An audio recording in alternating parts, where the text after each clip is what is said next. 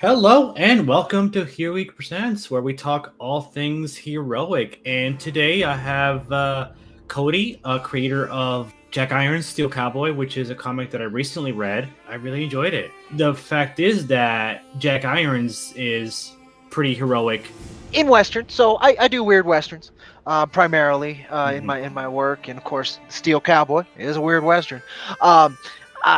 There's about three hats, and two of them get more attention than the others. You got your white hat, which is your kind of your older school John Wayne, your Marshall from Gunsmoke, your protector, just all around good guy, very Lone heroic Ranger. kind of character. Lone Ranger, perfect example. And then you have your black hat cowboys. You know, Lee Van Cleef was very famous at doing that. And then you have your brown hat cowboys, like Clint Eastwood tends to be. And so, yeah, heroic characters, but with an edge. Jack's a brown hat cowboy. He's a great character. I remember I had an interaction with you on Twitter, and you were just so cool and so just amazing and so awesome. And I just such a joy to interact with. I'm gonna back Jack Irons just because this guy is just really, really, amazing. I appreciate it. I try and stay humble. It keeps me sane, right? But no, I really value being able to do this work. And so every interaction I enter, particularly if I'm doing it under the banner of this work, I try to put my the best foot forward. You totally did. Like you just the interaction we had was just because usually on Twitter you have a lot of toxic interactions. I mean you know how it is. Yeah. And I remember that day I had one with somebody else, and then I had an interaction with you, and I was like wow, this guy's just really chill, just really cool. So yeah, I went ahead and I just backed Jack Irons, and I read them fairly recently. Like my favorite issue was definitely issue number 3. Issue number 3 was the one that really brought me in. I mean, issue 1 and 2 were good, but it was issue 1 and 2 I felt was like a lot of world building. Yeah, number 2 really kind of clubbed some people over the head with it, but I felt it necessary, and most people don't.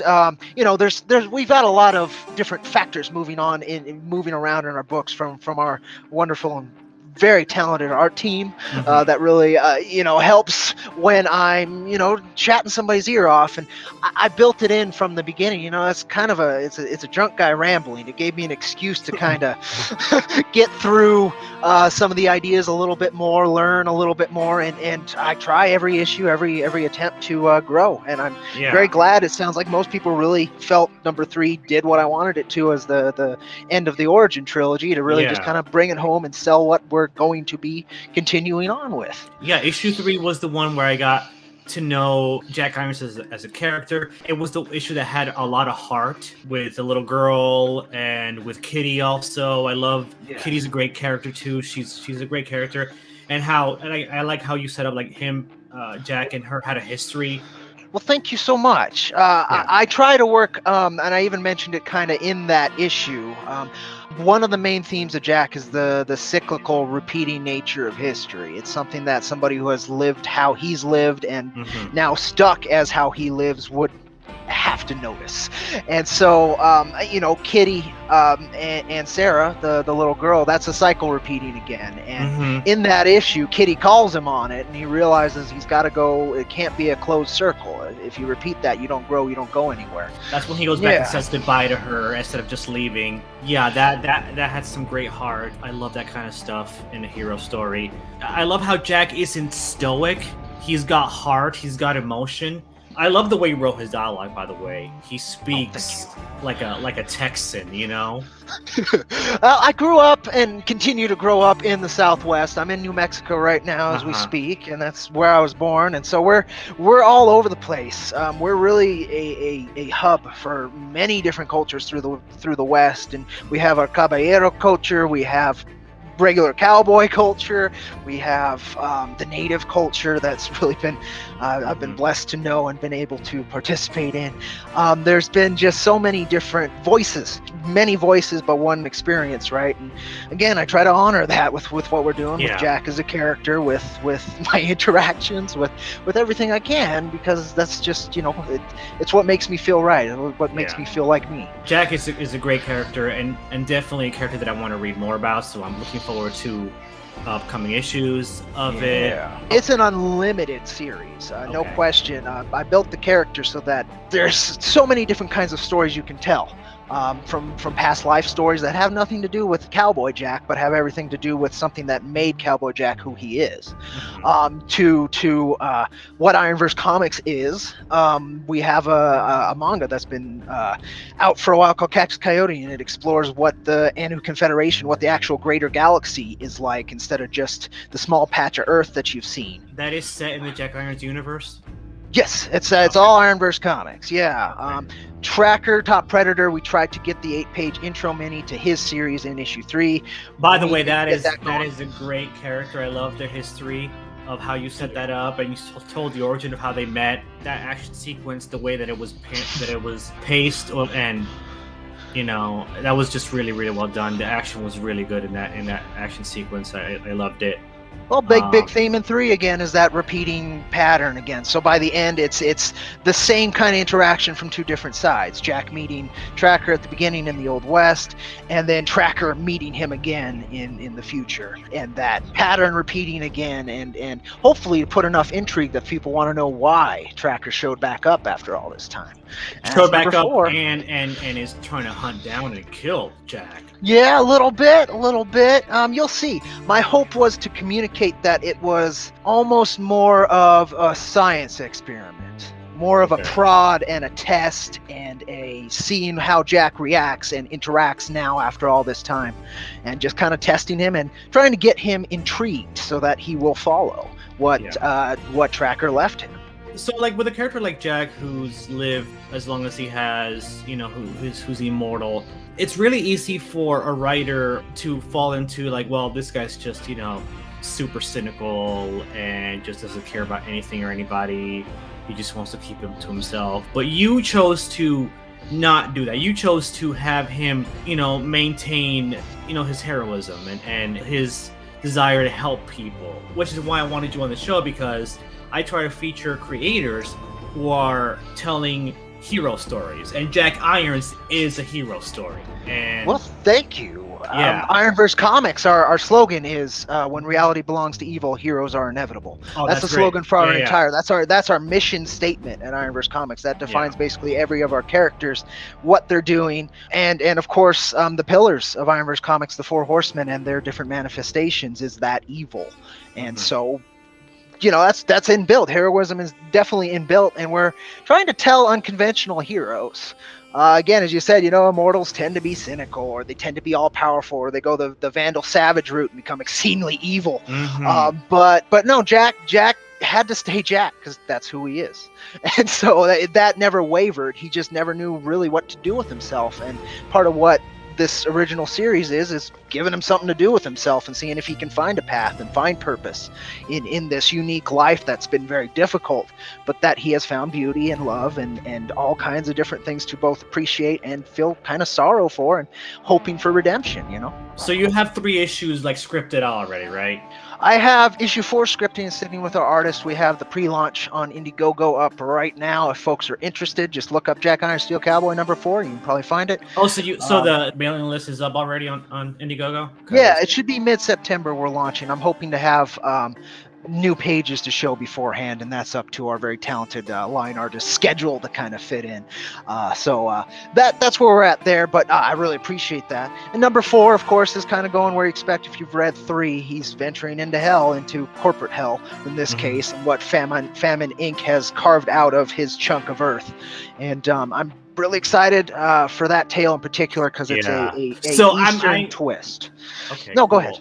So I'm guessing he's going to fight the 4 horsemen eventually. Fighting's going to be interesting. It's going to be defined differently in different occurrences. This next issue, we're going to be facing the same, again, as I said, it's a very old Eastern Buddhist tale that I have, I'm going to say co-opted, but I'm using the framework for, because it can really work with how I'm twisting the ideas. And through that, we're exploring elements of famine. What I find is this mentality that really is not so pleasant. Well, the thing is, I mean, a lot of themes from Eastern, like a lot of Eastern and Western themes, like the Kurosawa samurai movies, influenced like the spaghetti westerns from Clint Eastwood. So there's a lot of cross inspiration there. Yes.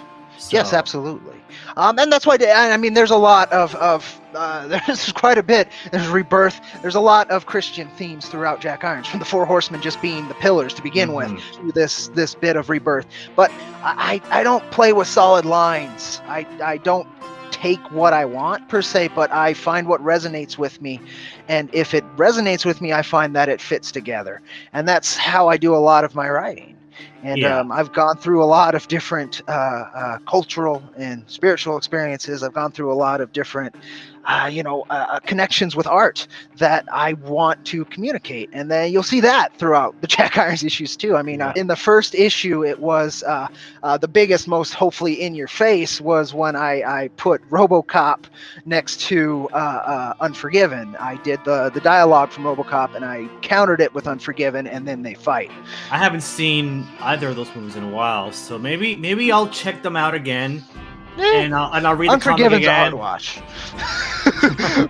Unforgiven's a hard watch. It's a rough story, but it is a good. It depends on your perception. But anyway, my point of that whole bit is that's what I do. Is I mean, a lot of art is that it's collages.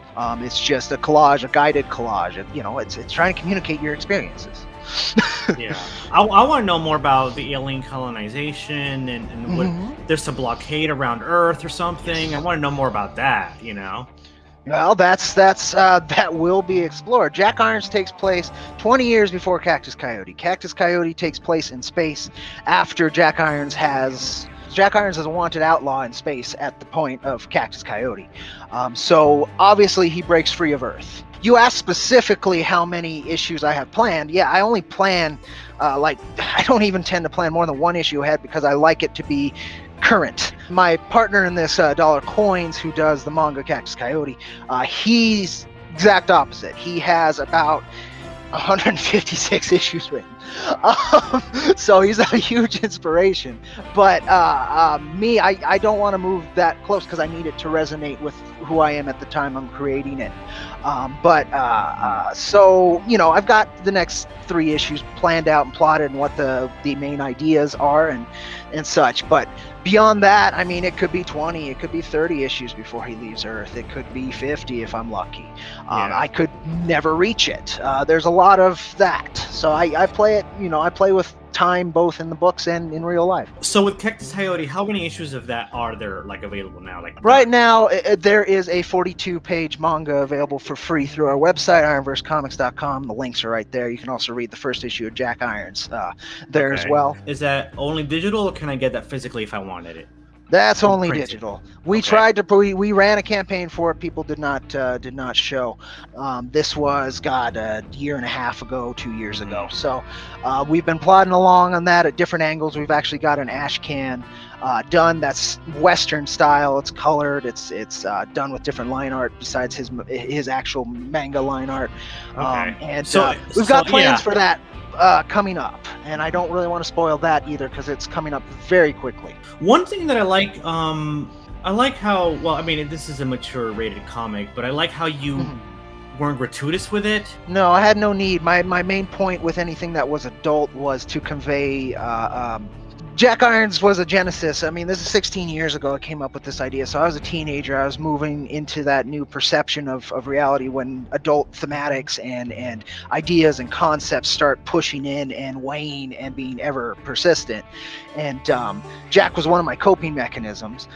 But beyond that, it was that manifested in the work a little bit too. You don't have any explicit language. You don't have any nudity either, So I think he says shit once when he realizes he's in trouble with Tracker, and I think that's the first time we use any foul language. He's running, and then he runs to hide behind a tree. Yeah. And then there's a bomb on the tree. and that was a really funny moment. That's one of my favorite moments of that issue. I like that a lot.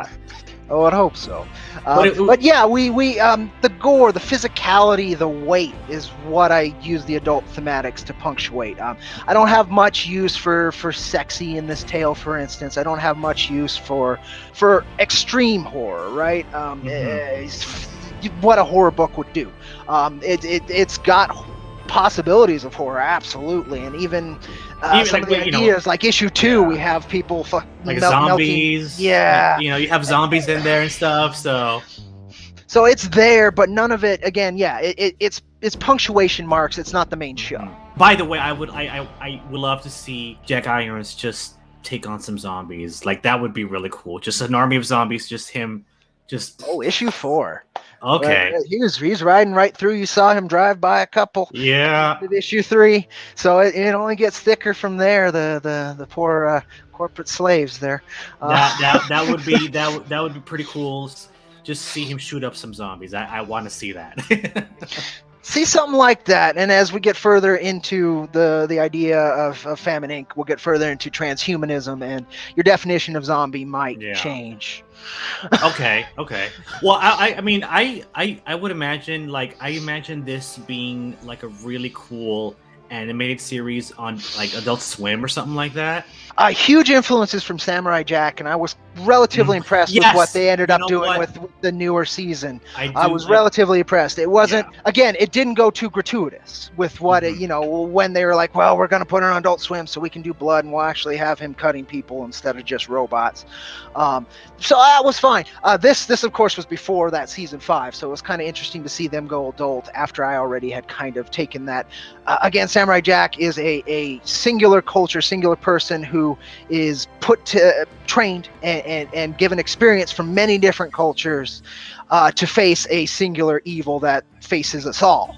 And that's, again, Jack Irons does something very, very similar. And in that, I also homage, as we were talking about before, the spaghetti western Ronin film relationship with Samurai Cowboy. So I like that a lot too.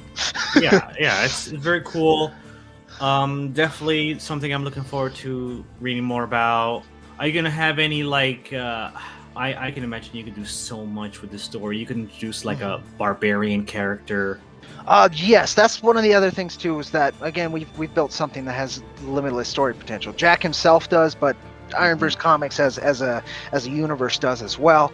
I've been working on that. Again, we have so far 2 series that have actually manifested work. 3 characters that have manifested, including Tracker.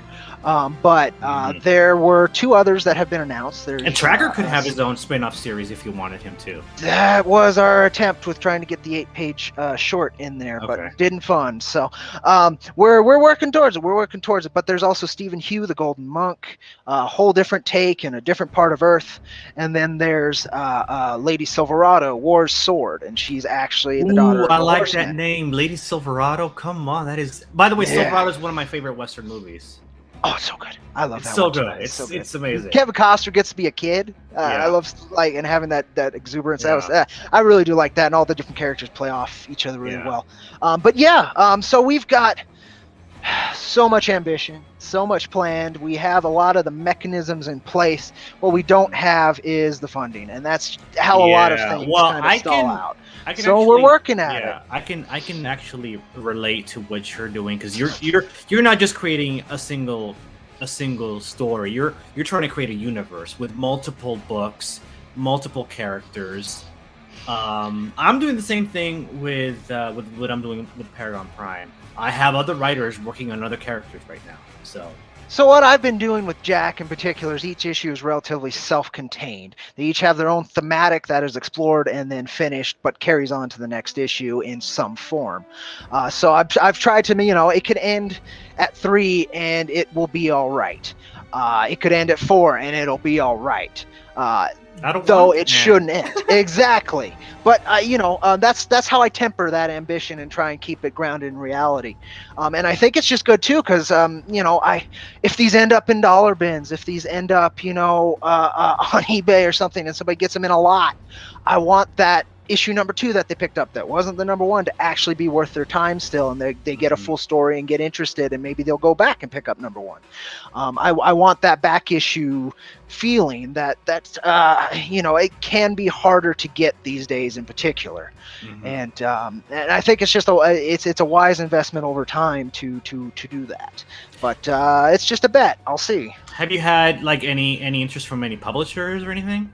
So we're published by Wicked Publishing. That's how we even have physical issues. They've also done our fulfillment for our campaigns and have done a lot of other things for a lot of really cool indie creators. I definitely recommend checking them out. You can get our digitals there for $1 a piece through Wicked, or you can, and so many other good comics. Otherwise, to get into stores, they've been having a little bit of trouble, but they started in a time where the comic industry is having a lot of trouble and they're not really trying to take risks. So distributors are a tough egg to crack. And I spent 4 years, 3 to 4 years pitching Jack to bigger publishers like Image, Dark Horse, Dynamite, Vault, Dynamite. I didn't hear back from anybody for years. So eventually I was like, screw it, I'm going to crowdfund it and do it myself. And that's what I've been doing. Heavy metal. I tried a bunch of folks. Even recently I've tried again just for the heck of it. So we're not on our own. We're just independent. And so that's something I'm taking pride in, because it's forced me to learn every aspect of the comic book mechanism.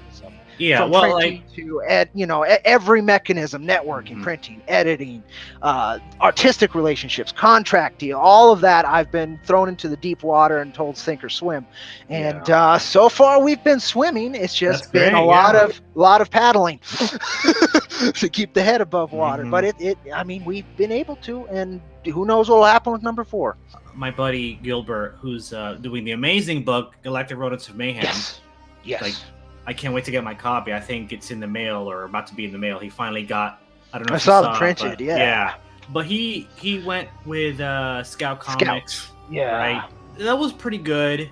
But my issue with going with someone like that is that I feel like you would have to make too many compromises. It really depends. I've lucked out again with my deals with Wicked. I think it's been extremely mutually beneficial. But it really does depend what their mechanisms are, what they expect from their creative teams, right? I was Wicked's first really big book, so I set a lot of the, not standards, but a lot of what they would expect later from other creators. So that allowed me, again, another larger degree of freedom than I would have gotten from anybody else. In fact, I doubt any other publisher would have been interested in this series as I have it designed as an unlimited series. Well, they just don't want to put out unlimited series anymore. They're all about self-contained, either graphic novels or 5-6 issue series, maybe 12 if you're lucky. And that's not what Jack is, and it can't be. This feels like it's a perfect fit for something like Dark Horse or Dynamite. You would think, but they had a chance and said no, and then somebody else has had a chance even more recently and didn't say, well, nobody said anything, to be fair. They didn't say no, they just didn't say anything, which is to be the most expected answer you can ever expect from any publisher, period, is just nothing, which sucks. There used to be at least a cordial, we received it, it's not for us. Or somebody would take a minute and say, here's what I would do for you, good luck on your next pitch. Something like that, and no, that relationship has sailed, and they are pretty well established in what pathways they like to hire from. There's non-mainstream established pathways that I have just as much issue with, that I also don't want to engage beyond an individual sense, and that's part of the bit is how much of a team player, and they look for team players. And I've got my team, and I would love to work with a bigger team to benefit everybody. But that's what I need to do. The work I want to do has led me down a different path, and one I am very grateful for. There's a lot of it's a lot of drama even within the indie comics world. Yeah, I know how bad it can be. That's for sure. Yeah, exactly. I mean, any comic book fan who tries to engage on social media finds one angle or another that is absolutely toxic. There's no question. I don't care what kind of fan you are, what kind of books you're looking for. Eventually, you will come across it, and that sucks. But that's the Yeah. nature of this much human connection just being thrown out there just constantly. It's just how it's gonna be, and I've been able to find spaces and people and endeavors and things that are totally worth dodging a lot of those bullets for, you know. And again, I'm grateful. I recently started promoting my stuff on Facebook. And that's been an interesting, because the thing is, I had kind of abandoned Facebook for a while, but I recently made this, promo video, and you know what, I need to really kick it up as far as the promotion. So I decided I'm gonna go on Facebook, and I've gotten it's been mostly positive, a lot of really positive feedback, but I've gotten a lot, some pushback. One of the things that I said in promotion was, how if you're tired of social and political agendas being pushed in modern mainstream comics, that was one of the lines that I used.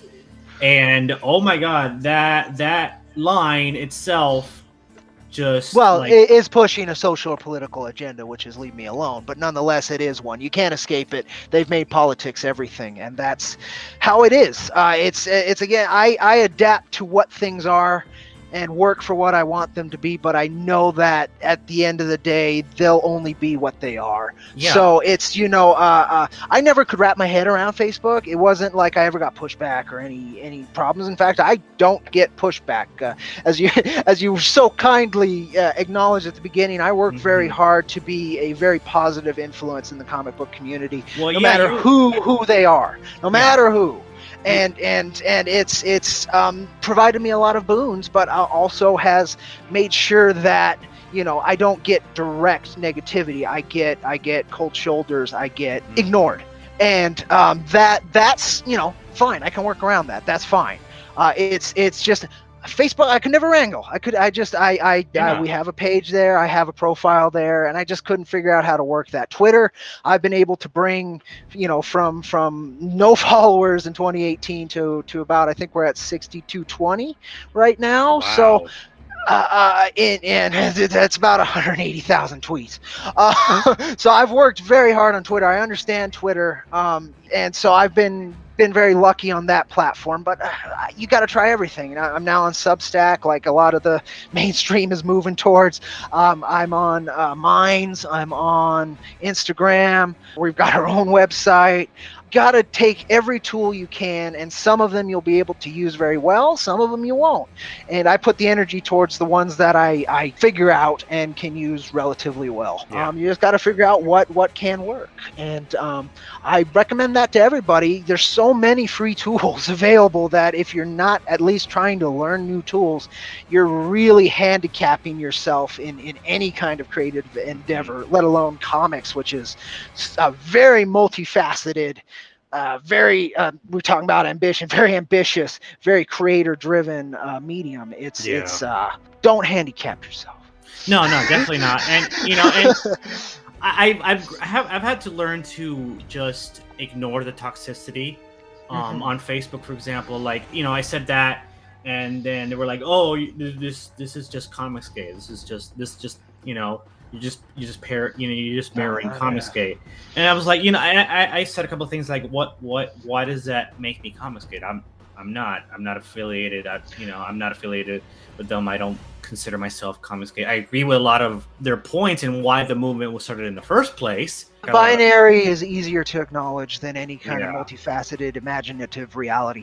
So that's just how things are. And you can, like I try to very hard, work on an individual basis. But there's only so many folks, so many people that are actually open to that and understand that and acknowledge that. And again, you put your energy and your time where it works.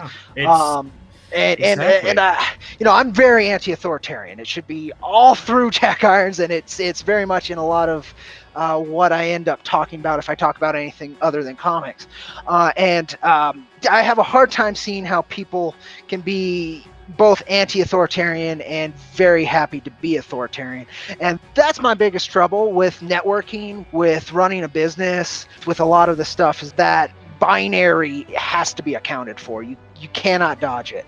And so again, I just leave the door open and hope for safe travelers to come through and in and out. And so far, made one massive mistake, but like 99% has been just beautiful experience for something I never wanted to do, which is join social media. I never wanted to open that Pandora's box, but it was a tool, and it was the tool I had to use to get any kind of footing and awareness on something that I really believe strongly in and that I love.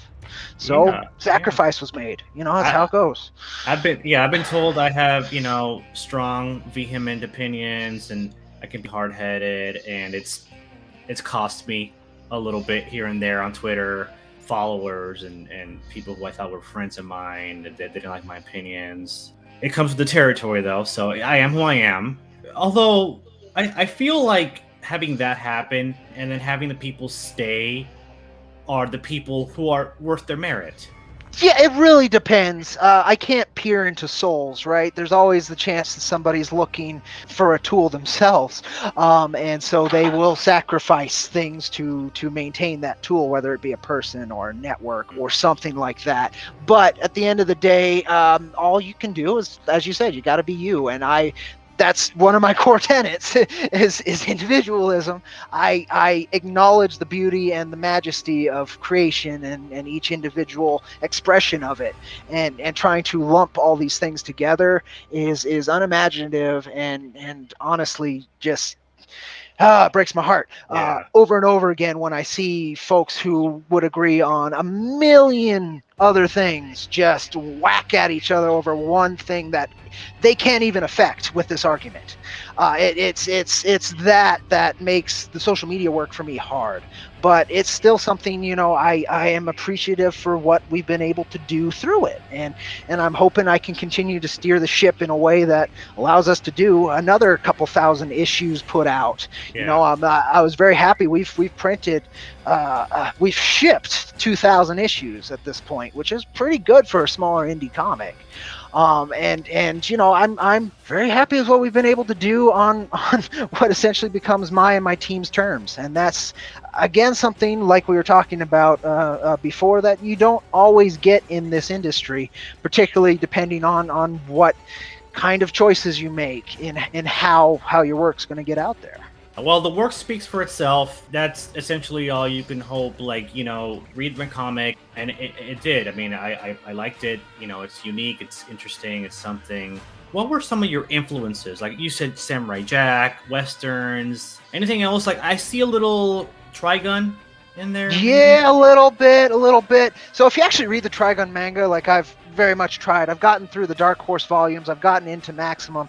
He is so erratic with his Well, I saw the anime paneling and story. Yeah. So the anime's better. The animal is better. It actually communicates, but the manga itself is very, very erratic. It can be exceedingly hard to follow at points, and then something cool will happen. It's very much carried by Vash and what kind of character he is. That's how you can make a character carry a book. That's what if you want to look at Trigun, that's what it's good at. It's not much else otherwise, but it's definitely almost a master class in how to make a really good character that can carry nonsense, and that's very, very hard to do. Usually, if you have nonsense, you have a nonsense character, and you're lost completely. But not with Nito. That was pretty good.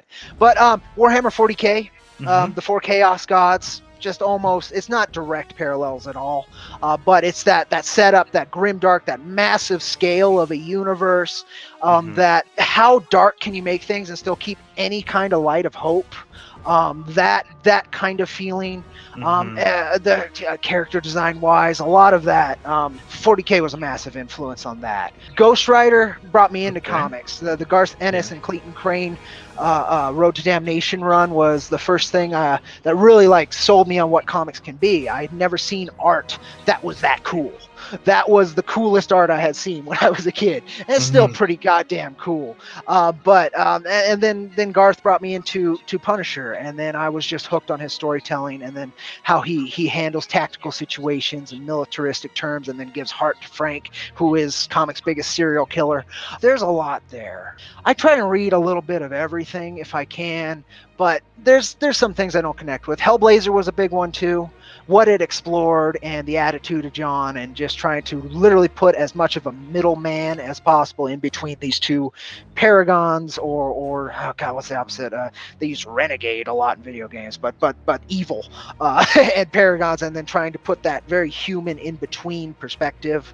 I find Hellblazer and John Constantine, at least the Vertigo run from back when, was exceptional in doing that. What about Brave Star? No, I No? came into Brave Star once I got into social media. People started bringing up Brave Star, and then I looked into it, and then I was like, "Oh, this is really cool." But yeah, no, I didn't know it beforehand. I like the native idea. I like how they handled morals. I liked he's very much a white hat cowboy. I really liked that. The character designs were pretty neat. 3030 is kind of a fun character. But no, I didn't find that till I started marketing Jack Irons issue 1, and people were like, "Hey, this kind of reminds me of Brave Star." I was like, "What's Brave Star?" Yeah. And I looked into it, and I was pretty stoked. Oh, I grew up on Brave Star. Galaxy Rangers, yeah. That's another one that has been brought up to me that I didn't know before I started putting Jack out there. What about something like Cannon Busters? Have you heard of Cannon Busters? I have. I've had the theme song on CDs I burned for a while, but I never watched it. But Dollar Coins, my partner on that, he showed me the theme song, so that's how I know of Cannon Busters. But I never watched it. Fullmetal Alchemist was a big one too. That was another one where you can put this depth of emotion and still be able to explore and have these jovial characters and want to continue the journey instead of wallowing in darkness. I use that term very, very specifically. Yeah, and this is something that I really appreciated about the character and the book. I mean, you have this post-apocalyptic world that he exists in, but you temper the nihilism. You really do, and I really appreciated that. And Jack is this character that is not as stoic as he should be based on the world he lives in, and that's something that I really resonated with. Well, good. I mean, so I mentioned earlier, Jack kind of came out of my teens and the learning the adult what reality is. You start getting the heavier facets, the stronger facets, the very persistent and often terrifying facets. And I did mention also that it was slightly a coping mechanism, and that coping mechanism was, well, if you're burdened with the history of humanity, all this knowledge, all this weight, but you can't leave it, then what does that leave you? And that's what Jack is, right? He's an immortal who had lived all these past lives, knows all this weight of darkness upon the human soul, and has taken part in it.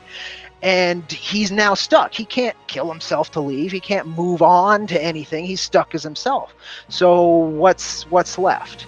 And what I found growing up, and what Jack, I think, finds is that you work towards the light anyway. And that center is what drew me to the character and what drew me, what I love about the comic. That what you just said.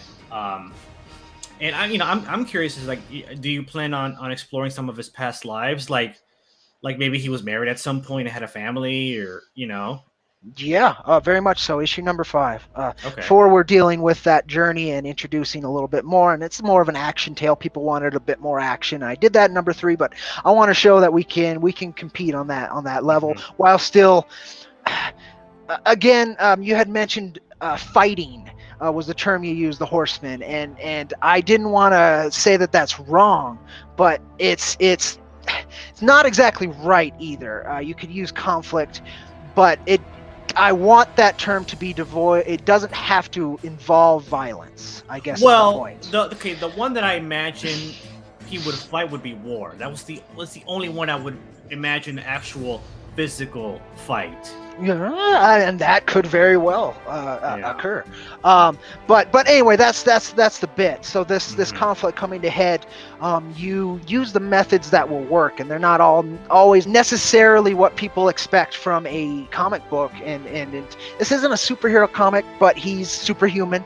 It's not really a Western. It's science fiction, but it's not pinned into science fiction. I call it's a weird Western science fiction fantasy story, if you have to really put it in a box. But at the end of it, again, people do expect certain things from Jack's character design. I mean, he's a little paunchy, so I don't know why they expect too much action. But you know, they want this cowboy to do that, and you know what, he would and does have the capability to do those things, as we kind of showed in issue 3. He's a little slower in issue 3 than he might have been 10, 20, but I like years that. I like before. I like that he's slower. I like that. Like you Yeah. part of the character. That's really great. You know. Well, my artist, so we have a great rapport. Maxi Dallo, wonderful Argentinian artist I've been working with now on this for 6 years. My you know, it's funny. My artist is also from Argentina. They have an amazing glut of talent in that country, and very few places to exhibit it. He told me when we met years ago, you know, we don't have a comic book industry. He was doing children's illustration books. Mm-hmm. That's what he was doing, and that's what they were able to produce, which makes sense, and it was good, and that's why his art, I think, has that warmth to it, why he's able to communicate that soul that Jack carries so well, is that history with him. But he's also able to do the horror and the action and the I mean, he's a big Akira fan. He's a big fan of Mobius, of course, of Jamie Herron. There's a lot of Mike Mignola. There's a lot of that influence in him that he natively couldn't express. I can see a little Hellboy influence. Yeah, there's a little bit to the faces. That's what people say. I could see that. I could see that. And as we kept going, I gave him more and more free reign to design it. Jack got fatter. If you'll notice, between 1, 2, and 3, he gets chunkier in 3 by far. And like the face, the hat comes down more and kind of became part of his more. It adds that stoicism without having to have it through, again, through action. It adds that. It also puts less of a barrier. There's that theory that, you know, smiley face we anthropomorphize, right? So, and it still has a character to it. And so the less detailed you can get something, but still communicate an idea, the better that, and more widely that idea is going to, and more successfully that idea is going to be communicated. So, you know, like the Peanuts and even like Bone, Jeff Smith's Bone, those the Boneville kids, that idea, and so the hat coming over the eyes takes away another barrier. The armor kind of takes away a bit of a barrier. The paunch takes away a bit of a barrier. So, and he's been refining that, and it's just been magical to work with him and be able to see what he can express through my nutty ideas.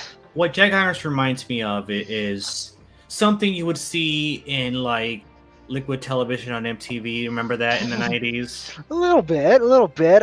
Aeon Flux kind of stuff. Yeah, that kind of era. Yeah, I could see that era of animation was starting to get that adult expression in what was considered for a very long time very childish mediums.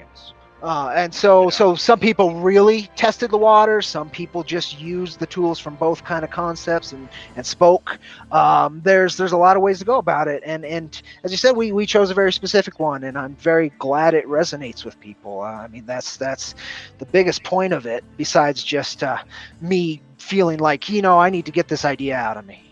Yeah. This is a show I would love to have seen at like midnight on Saturday night on Adult Swim. That's what it feels like to me. That's what I was doing, midnight Adult Swim, during most of my teens. So yeah. I mean, I so, you know, I've seen like things like, again, another one that kind of has this where you do gore, but it's not so sexualized. It was like Cowboy Bebop, Inuyasha, Trigun, a couple of those where it was that Japanese mentality where it was a little bit more adult than Western sensibilities were putting out in animation at that point.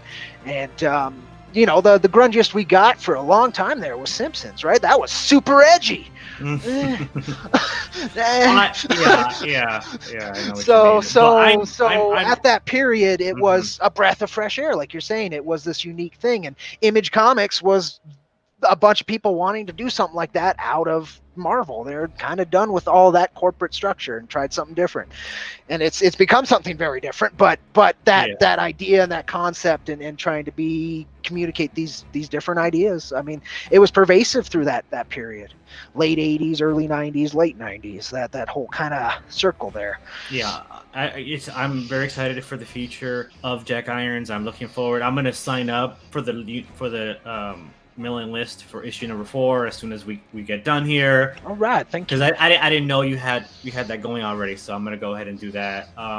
When do you plan to launch the campaign for issue 4? Not solidified, because again, I want to make sure the pages are in, and that's fitting into Maxie's schedule. As it goes, my hope is mid-September. I wanted to launch by the end of this month, but obviously it's the end of this month, right? So that didn't happen. Yeah. But so I'm hoping in the next couple weeks, but I'll be promoting like crazy. I keep the signups going for as long as possible. We're about at 120 signups, so we're getting there.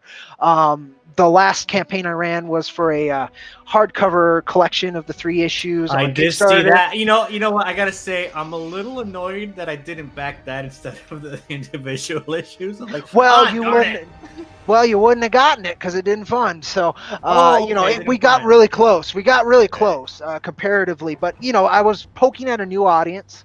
I was isolating some of my audience who are Indiegogo folks. And I just wanted to see if we can open a new door, and I think we did, right? But it wasn't enough. Yeah.